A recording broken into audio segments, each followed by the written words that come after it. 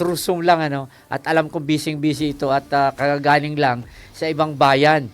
At bukas naka-schedule din siya. Sigurado, mamaya malalaman po sa ibang bayan lalo na. Mabuti ka nandito lamang sa Metro Manila. Ang ating pong guest ay siya po ay Secretary General ng National Council for Solo Parents. Yan ang sinasabi ko eh. Member ng Technical Working Group ng Republic Act 11861, the Amended Solo Parents Welfare Act. At siya po ay third nominee ng bagong henerasyon. Sabi nga, ang tunay na boses, BH ang boses, BHOSES, ang tunay na boses ng solo parents mula noon pa hanggang ngayon. Walang iba po kundi si Kuya Red de Guzman. Yes sir, magandang umaga, Sir Red. Masayang buhay po, Kuya Nats, at sa lahat na nanonood at nakikinig sa atin ngayon dito sa ating Media House program. Maraming salamat sa pagbibigay ng oras sa ating mga solo parents po. Ayan, oo, talagang hindi ka mawawala sa aking dyaryo na pinagsusulatan, yung Tribune Post, at ito, yung online radio. Ito po ang Media House Express. Ito po ang programa. Actually, ang boss ko dito, yung aking broadcaster, si Ma'am Lea Butones, ang Pangulo po ng NCRPO Press Association. Ako po ang co-anchor at nagbakasyon lang siya. Eto, ngayon si Kuya Nats at ito ang aking kaibigan na pinaglalaban ang mga solo parents. Bagamat ako po hindi solo parents, pero ang ganda po ang ginagawa nito ni Sir Red de Guzman. Sir, kumusta? At alam kong kagaling mo lang sa probinsya. Kumusta po? Saan ka galing? Yes, Kuya Nat. Kuya Nats, kababalik ko lang galing Batangas, Puerto Galera. Kasi nga, minomonitor po natin ang implementasyon ng ating Republic Act 11861. At kasi November 1, 2022, kung ito ay naging effective at naging isang ganap na batas. So, more than 2 years na. Gusto natin makita, gusto natin malaman. Nararamdaman, natatanggap na ba ng ating mga kababayan na solo parents yung mga benepisyo at programa na ipinangako ng batas para sa kanila? Hindi. Tatanong. Yan nga po ang aking isusumbong kay Kuya Red de Guzman. At maganda nga po at napasama na kayo dyan sa BH Party List. Ito po yung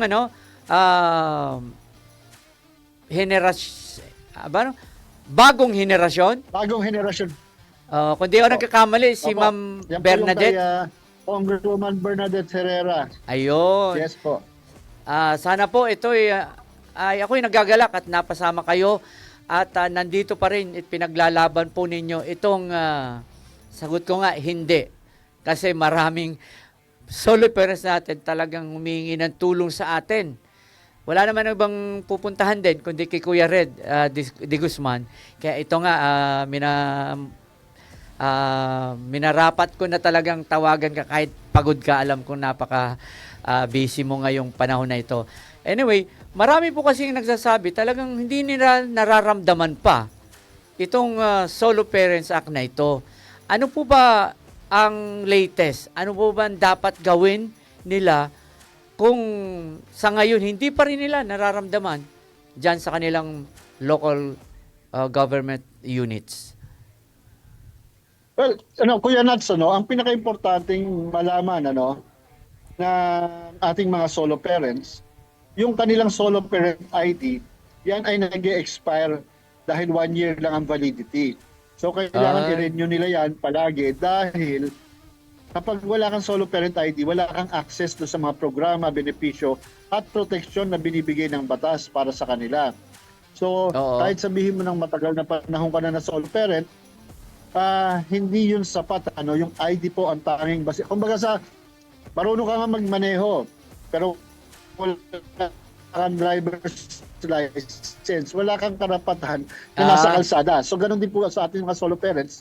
Kung wala ang solo parent ID, wala ka rin makukuha sa batas natin. Sayang po. Alam mo, Kuya Nats, tayo tuwan-tuwa dito sa Republic Act 11861 kasi napakalinaw ng mga benepisyo. Kaya lang, medyo, may disappointment tayo kasi 2 taon mahigit na yung batas, hindi pa lahat ng mga benepisyo napapatupad. Halimbawa, alam natin meron tayong universal healthcare law, no? Na Oo. kung saan lahat ay magiging miyembro ng PhilHealth. Pero dito kasi sa batas din ng solo parents, specific, si solo parent ay automatic member ng PhilHealth at si solo parent na working, yung kinakaltas sa kanya, hindi na niya babayaran at national government na ang dapat mag-shoulder nun. Ah, Unfortunately, hindi lumabas kaagad ang guidelines. Kinailangan pang pukpukin ni Congresswoman Bernadette Herrera nung budget hearing. oo, oo. Sabi ko kasi kay Kong BH, Kong, 2 taon na po namin kinukulitan ng PhilHealth. Yung guidelines wala pa rin nilalabas. Akalain mo 7 araw pagkatapos kulitin sa Kongreso, lumabas ang guidelines. Kaya ngayon lahat ng solo parents natin, pwede nang pumunta sa pinakamalapit na PhilHealth office at doon kayo ay mag-apply ng inyong PhilHealth ID na libre at lahat ng benepisyo makukuha ninyo. Ang maganda po Wow! dito, kung ikaw ay solo parent, yes, opo, kung ikaw ay solo parent, instead na 21 years old and below ang covered sa anak mo, 20 and below ang i-cover ng PhilHealth. Mm. So, malaking bagay, Kuya Nats, eh. Halimbawa, sinasabi rin kasi sa batas, isang anak ni solo parent gagawin na full scholar ng ating national government hanggang makatapos ng pag-aaral. Kolehiyo man yan o ng itong vocational. Oo. At dahil sa bagong henerasyon, isinama natin sa pamamagitan ng isang supplemental provision doon sa ating General Appropriations Act na ang pondo ng CHED, no, yung Commission on Higher Education, ang pondo nila for 2025, kasama na po dyan yung para sa scholarship ng mga anak ng solo parents. Kaya mapapakinabangan na rin yan ng ating mga solo parents. Wow! Kung hindi pa pala kay Congresswoman Bernadette ng BH Party List, talagang walang mangyayari. Kaya hanggang ngayon kasi, tanong ko naman po, di ba meron silang makukuha na? At kailan ba yun? Paano? Nagtatanong sila sa akin, di ba dapat monthly may makukuha silang pondo? Kumusta na po yun? Yan, ang nababanggit sa iyo, Kuya Nats, yung 1,000 pesos Yes. monthly subsidy. Ang nakakalungkot kasi diyan, Kuya Nats, hindi rin nauunawaan ng husto ng ating mga local government units kasi yung pondo para diyan sa kanila manggagaling yan eh. Akala nung karamihan, lahat ng solo parents na nasasakupan nila, bibigyan nila ng 1,000. Pero ang nakalagay kasi sa batas, yung mga minimum wage at pababa lang ang kinikita. Pero kung ikaw halimbawa minimum wage ka, may nakukuha ka na pension galing sa gobyerno. Kunwari, meron kang 4-piece. Oo. May nakukuha kang pera sa 4-piece. Kahit solo parent ka, hindi ka kasama doon sa 1,000 pesos. Ang isasama lang dito, minimum wage earners and below, at saka yung walang nakukuhang cash subsidy galing sa pamahalaan. Yun. So, ang nakakalungkot kasi, sa namomonitor namin wala pang 10% ng ating mga local government units ang nagpapatupad nito. At kagaya nga niyan, galing ako ng Oriental Mindoro, ang sinasabi nga nila, mahirap kasi dahil hindi pantay-pantay ng kakayahan ng ating mga local government units. Kaya sa atin, nandyan may batas, di ba? Pero kailangan, siguro, pagtulungan din natin kasi, no? Dahil yan ay batas na pagtulungan din ng Kongreso at ng ating mga LGUs kung paano maibibigay yung nasa batas. Kasi hindi, ako personal sa akin, hindi sapat na sabihin natin walang pondo o kulang ang pondo eh. Kasi ang itatanong ko sa iyo, ano ang solusyon natin dyan? Di ba? Hindi naman pwedeng sabihin lang natin, pasensya na. No? Kahit may batas pero walang pondo, huwag na lang natin ipatupad. Hindi naman pwede yun. Delikado yan at hindi magandang president yan, ika nga, para sa ating mga local government units. Pero hindi Paano magiging walang pondo? Kasi, di ba, ginagawa ang pondo by December yan, bago mag-December. So, tinitingnan nila, anong mga gastusin, 'di ba? Nagkakaroon sila ng na pumupunta pa sila sa ibang magagarang lugar para imbis na doon nga sa government lang, 'di ba? O pupunta sila sa Cebu, Totoo. Baguio. Wow. O magkano gastusin Buti nga kung Baguio lang, Kuya Nats, meron niya ako nabalitaan. abroad? Korea, South Korea pa. Wow. Tsaka hindi, ito lang, sa sarili ko lang po. Ito yung pondo ng by next, 2026, ito yung pondong gagamitin. Ito ang dapat ilalaan. Yes. Imposible sa 2 years na yan, na isabatas na yan, hindi nila malagyan ng pondo malang kahit konti. Unang-una, hindi naman lahat pala bibigyan. Kasi kung ikaw ay na-member na ng Porpis, hindi ka na. Baka nga sa isang bayan siguro sa 100 na solo parents, baka mamaya 10 na lang bibigyan nila dahil member na pala sila, nakakakuha na sila ng government subsidy. Di ba? Wala naman sigurong... Tama po. Oo, napakasimple lang naman siguro ang ganyan. Kaya nga, ako po personal, talagang humahanga po ko sa inyo, Sir Red. Talagang hanggang ngayon, pinaglalaban po ninyo. Hinahanapan nyo ng paraan. Eto, nakakuha ka ng kakampi sa Kongreso, lalo na sa pangunguna ni BH Party List Representative Ma'am Bernadette. So, mahirap ba? Parang hindi naman yata kasi grabe. Sir, sa isang bayan, paano sila makakalapit ng tulong, hindi naman tulong, para mapagsabihan siguro itong kanilang halimbawa, kanilang LGU na hindi nagbibigay for 2 years na. Siguro magtatanong lang naman, saan kaya pwedeng tumawag? Pwede po sa inyo, sa BH Party List, sir? Yes, opo, meron naman po tayong meron po tayong coordination sa ating mga solo parents at tayo ay nakikipag-usap din sa iba't ibang mga LGUs. Ngayon, maaari rin po silang tumawag doon sa ating meron po tayong sinet up kasi na solo parent support na number para nga sa ganyang klase ng mga issues ng ating mga solo parents. So, Oo. kung kayo po gusto niyo mag-reach out, ito po yung ating solo parent support number, 0939 911 9424. Pakiulit po, sir. Pakiulit. 0939 911 9424. So, dito po, pwede sila magsumbong. Opo. At kami naman, ang ginagawa naman kasi namin yan, pag natanggap namin yung mga sinasabi nilang mga issues na nangyayari sa solo parent, yan din naman ay kino-coordinate namin at medyo tinatapik natin si Mayor, yung mga focal na bakit po ba, ano po ba ang kakulangan, Kasi sabi mo, tama yung sabi mo, Kuya Nats, ang pondo na yan naman, ay nanggagaling yan doon sa ina-allocate ng ating local government. At ang nga dito, gaya ng nasabi ko, November 1, 2022, nag-take effect yung batas. Binigyan po lahat ng local government units ng 1 taon para mangalap ng pondo upang sa ganon, by 2024, natatanggap na ng ating mga solo parents yung kanilang mga benepisyo na yan, lalong-lalo na yung 1,000 monthly subsidy. Nag-expire yung 1 year po na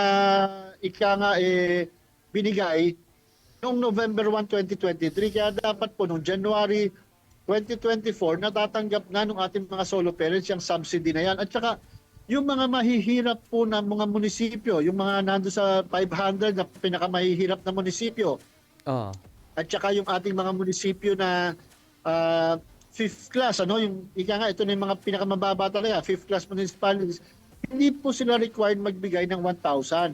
Ang nire-require lang sa kanila kung ano ang kaya ng pondo nila. So, sabihin natin, 300 lang bawat solo parent dahil sobrang hirap na ng munisipyo ninyo. Oo. Tinatanggap po yan ng batas. Yes, oo. Hindi po, ang obligado lang ay yung ating mga cities, highly urbanized, first class hanggang fourth class municipalities. O kaya naman eh, kahit siguro napaka, ano, siguro ito, Sir Red, siguro, di ko maintindihan kung ayaw. Baka naman talagang ayaw nila. Pero hindi pwedeng hindi maging ayaw dahil ito nga isa ng batas. So, tanong ko lang, Sir Red, ano, if ever meron talagang 3 years na o 4 years na, ayaw pa rin magbigay, lalo't yung mga first class municipality, marami akong alam, may nakalagay pa dun sa batas na Republic Act, yung solo parents, na pwedeng managot ang isang LGU.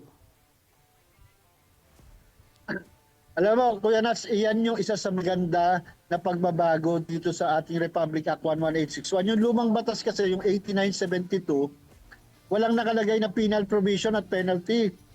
Dito Okay. meron po. Opo.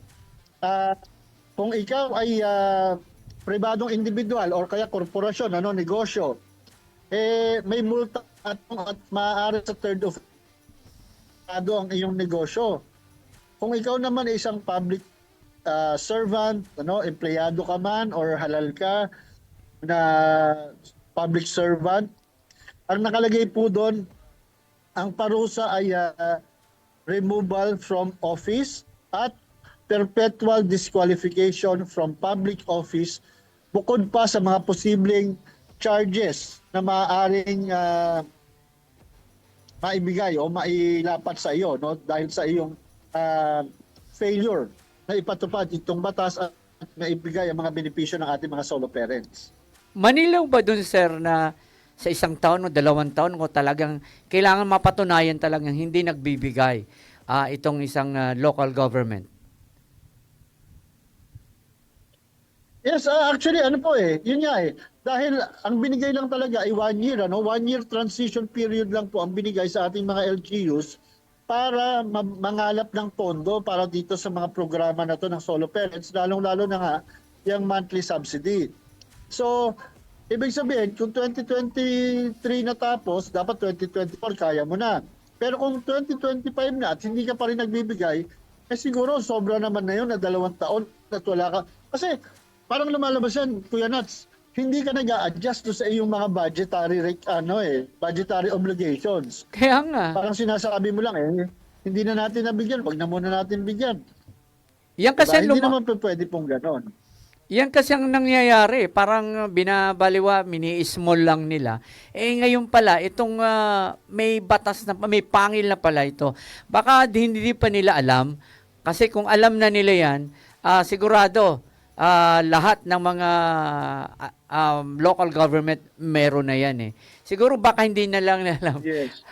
Sa palagay ko kasi anyway, siguro mamamonitor ko ulit yan kasi papalam dahil dito sa ating pinag-usapan, makikita nila ito.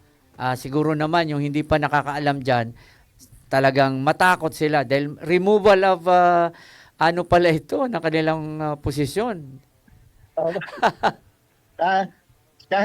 Kahit street sweeper hindi ka na makakabalik sa gobyerno.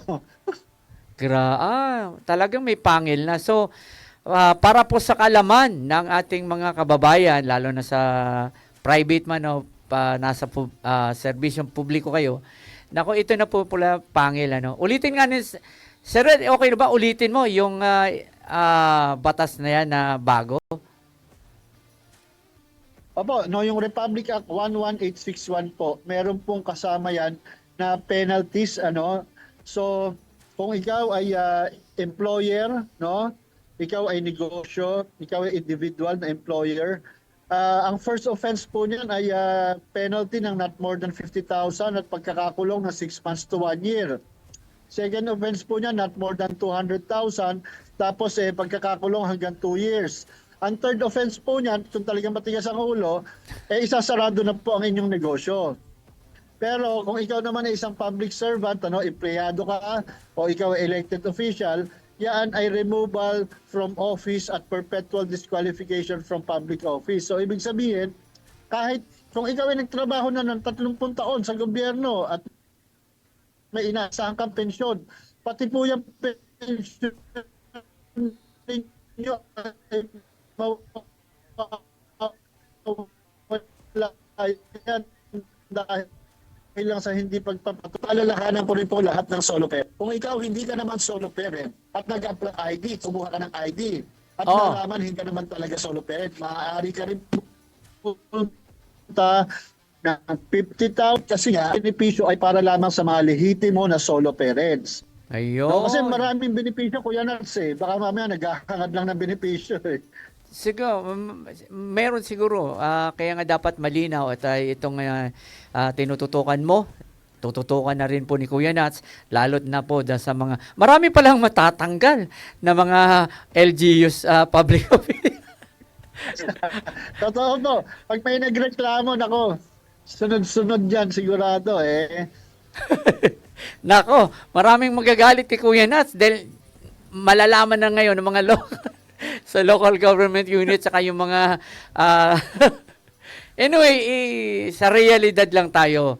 Kaya ginagawa po ninyo yan para sa ikabubuti po ng solo parents. Sabi ko nga, isa sa mga nakakaawa na mga tao ngayon dito sa atin, yung mga solo parents. Dahil una-una nawala na ng, lalo na yung wala talagang trabaho, walang alam, nawala yung kanyang asawa. So, nabigla siya. Yun ang kawawa talaga. May mga namit na ako na ganyan sa mga solo parents. Kaya nga, Oo. naawa ako. Nakita ko Totoo nga. po. Totoo, Kuya Nats. Correct. Sir, Kaya nga po kami rin sa sektor ng solo na tayo'y nadidismaya talaga na hindi masyado nabibigyan ng pansin yung ating mga solo parents. oo, talagang nakakaawa at wala naman may gusto niyan eh. Anyway, sir, ulitin ko lang, yun pong mga solo parents na. Halimbawa, ako, solo parents ako, tumatanggap na ako, nagkaroon ako ng karelasyon. Girlfriend lang, hindi naman ka nagkaasawahan. Ito po ba'y mananatiling solo parents pa ako, makakakuha pa rin akong benepisyo? Kaya magandang tanong yan, Kuya Nats. Ano? Sa ngayon kasi sa ilalim ng batas, 3 lang po ang dahilan para ikaw ay matanggal bilang isang solo parent.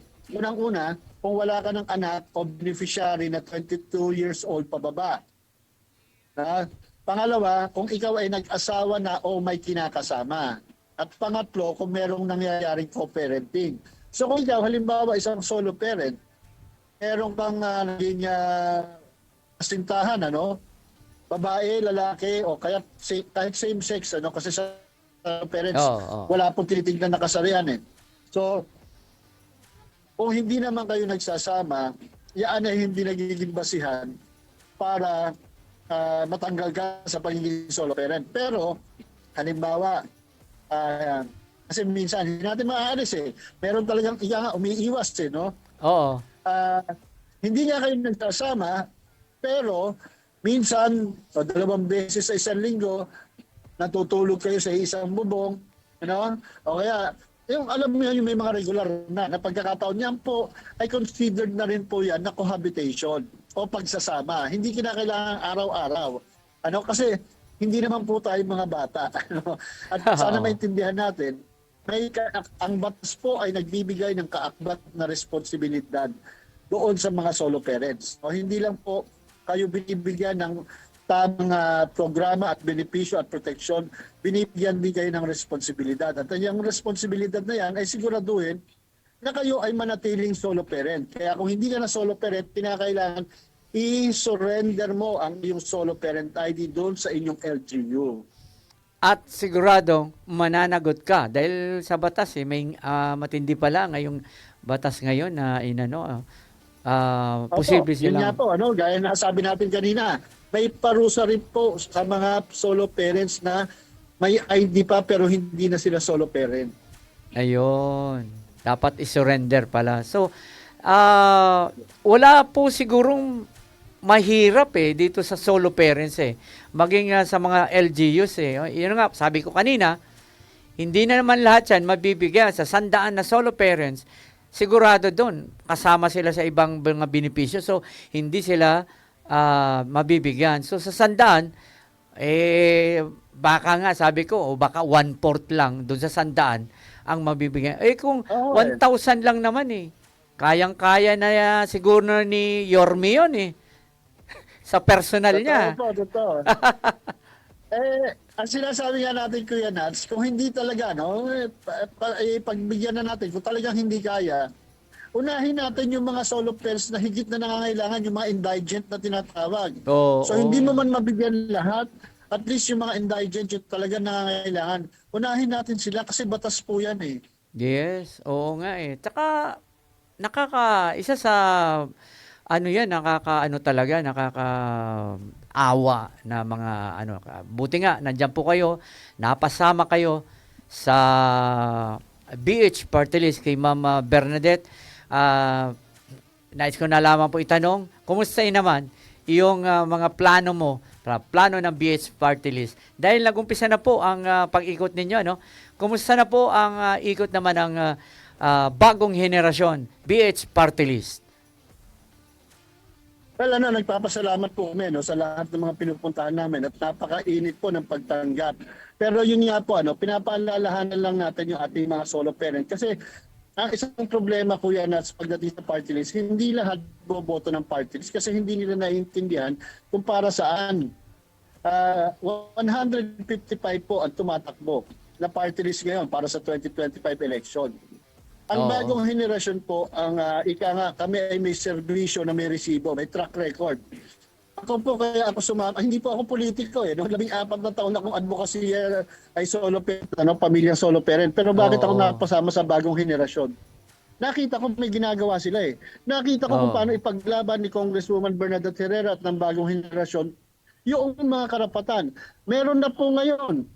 Lumabas na yung mga booklet para magkaroon ng discount ang mga solo parents, pwede na po i-implement dahil sa ginawa ni Congresswoman Bernadette Herrera. Wow! Yung scholarship, yung PhilHealth, yung pabahay na hindi natin alam, meron na pala. Dahil Meron? lang sa pagtatanong ng budget hearing. May Meron pabahay ng po ang solo pabahay. parent. Meron na po. Wow! So, yun yung sinasabi namin. Iboto po natin, kasi sabi ng iba, wag na kayong bumoto ng party list, sayang ang boto. Hindi po totoo. Masasayang lang ang boto ninyo kung ang iboboto ninyo na party list ay hindi naman makatotohanan. Iboto po natin yung mga party list pinaninindigan at meron tunay na advokasya doon sa sektor na sinasabi nilang nire-represent nila. Ang sigaw po ng bagong henerasyon party list ngayon, magkaroon tayo ng isang gobyerno na walang padrino kasi napakasakit lalo sa solo parent. Kailangan mo maghanap ng Padrino. nakakapitan. Kailangan kaibigan mo si konsehal, si kapitan para makuha mo yung mga benepisyo. Mali po yun. So sana nag-iisa lang naman po kami. Marami po, actually maraming gumagamit kayo ng pangalan ng solo parents dahil malapit na ang kampanya. Oo. Pero ito sasabihin ko sa inyo, base sa 14 na taon na pag-advocacy ako para sa pamilyang solo parent. Ngayon ko lang nakikita yung mga nagsasabi para sa solo parent sila. Ngayon ko lang naririnig yan. Pag may patawag, nandun ako sa DSWD, sa DILG, sa Commission on Human Rights, sa iba pang mga ahensya ng gobyerno, sa DBM, Oo. wala po sila. So bakit ngayon lumalabas dahil eleksyon kaya sinasabi nila para sa solo parents? So panawagan ko sa lahat ng mga solo parents. Marami sa inyo hindi pa nakakakuha ng inyong mga benepisyo, programa ayon sa batas. Pagtulungan po natin, tulungan nyo kami na matulungan kayo na palakasin pa ang pag-i-implement ng batas para sa ganon. Iyon. Pare-pareho po, pantay-pantay. Saan ka man sa Pilipinas, lahat ng solo parents may benepisyo Oo. na nakukuha. Yan po ang maasahan ninyo sa number 94 bagong henerasyon party list. Dahil yan pinatunayan na po ni Congresswoman Bernadette Herrera sa 9 na taon sa Kongreso. At ako, isinasalang ko po yung 14 na taong ko na pag-advokasya para sa pamilyang solo parent para lang masigurado na ang party list ng solo parent ay ang bagong henerasyon na talagang ilalaban ang inyong karapatan kasama na ang karapatan ng inyong mga anak. Ako po, Sir Red de Guzman, ako po yung nagpatunay. Talagang alam kong ang inyong advokasya na yan, nabigla nga ako nung ikaw yung nakasama na sa BH Party List. At ang BH Party List nga naman, tulad po ng sinabi nyo, ito ay may resibo na, may ipinakita na. Kaya siguro napasama ka dyan at para nga magkaroon na ng pangil at nangyari na at nabigyan ng pansin sa mababang kapulungan sa pangunguna ni Congresswoman Bernadette ng BH Party List, itong solo parents. So, hindi ako solo parents, pero I'm proud na ikaw po'y pinagpapatuloy mo ang iyong advokasya sa solo parents na ito. Kaya Red D. Guzman, Sir, Kuya Red, congratulations po. Ituloy-tuloy nyo pa rin po ang inyong advokasya na yan sa solo parents. Anyway, ang dali ng oras. Parang nabitin ako eh.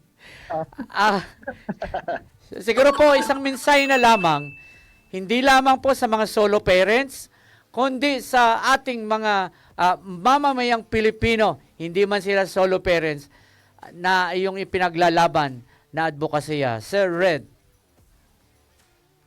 Yes, maraming salamat Kuya Nats, ano? Maraming salamat sa Media House Express. Pero kailangan po namin ang mga kagaya ninyo, kailangan namin ang mga kakampi na kagaya ninyo para maisulong at masigurado natin kung ano ang nasa batas, yun ang dapat ipatupad. Ang sinasabi ko nga palagi, ano, kailangan ang tama ay laging tama at kailanman ang mali ay hindi pwedeng gawing tama. Kaya sana panawagan ko sa lahat. Ito po yung pagkakataon, May 12, 2025. Lahat po tayo boboto, lahat tayo tigil isang boto lang. Huwag po natin sayangin. Huwag natin sayangin at pabayaan iwanang bakante yung sa party list. Kung wala kayong maisip, dumiretso kayo, baliktarin ninyo ang balota, hanapin ninyo party list, diretso kayo sa number 94, bagong henerasyon. Hindi po kayo magsisisi kasi ang resibo ang siyang patunay ng aming serbisyo. Yun, God bless po. Kuya Nats. Oh, at shout- patuloy ang inyong pagtulong sa sektor. Oo. Shoutout din ha sa kay Ma'am Bernadette. Good luck po sa Ayaw inyo. Ang bagong Maraming henerasyon. salamat po kay Congresswoman Bernadette Herrera sa pagiging boses ng solo parents sa Kongreso. Maraming salamat, Sir Red D. Guzman. Maraming salamat po ng BH Party List. So yan ano, at nakakatuwa at may isang tao talaga na isang advokasya niya ang dito para magindang mabigyan ng tulong ang ating mga solo parents. Solo na nga, nakakaano talaga ang solo parents. So malaking